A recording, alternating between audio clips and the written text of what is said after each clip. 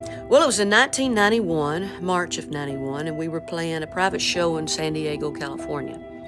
And after the show, we had two hawkers that were out at the airport, the FBO, and it was Brown Field in San Diego. That was the airport.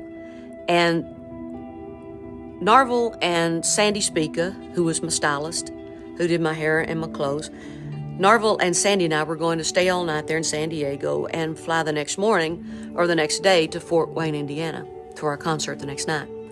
And so the other two Hawkers, airplanes, were at Brown Field, and my band and part of my crew, the rest of the crew was already in Indiana, were going to split up in these two planes and fly to Fort Wayne, Indiana. And so one of them took off, and when the other one took off, the tip of the wing of the airplane hit a rock on the side of Otay Mountain. And it killed everyone on the plane. And when we were notified, Narvel went and had met with our pilot, and he told us what had happened. And Narvel came back to the hotel room where I was, and he said, it was 2 or 3 o'clock in the morning, and he said, one of the planes have crashed. And I said, are they okay? He said, I don't think so. I said, but you're not sure? He said, I don't think so. So in my mind, any minute now, we're going to get a call. They're all right. Well, that call never came. And so it was the rest of the night,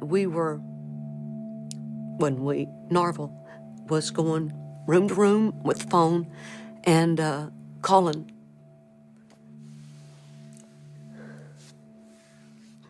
I'm sorry.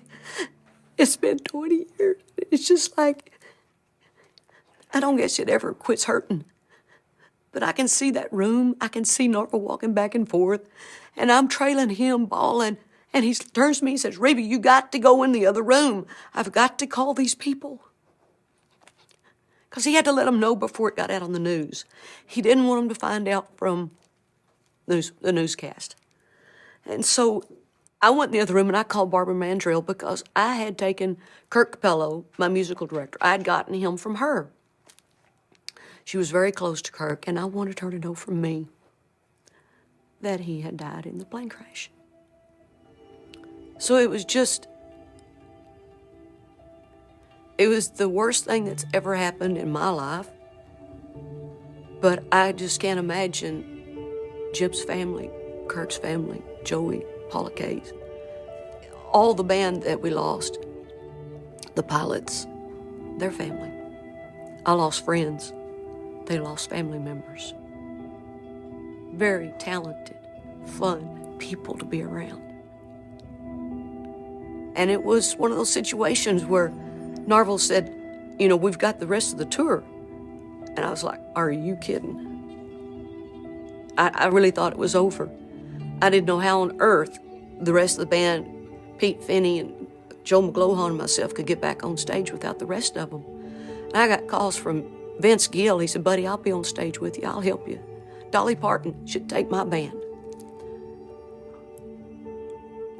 It was a huge outpour of friends in the community, family, that were there for us. But nobody could replace the ones that we love so much that we lost. And that's one of the questions I'll ask God when I get up there. Why'd you take them so quick?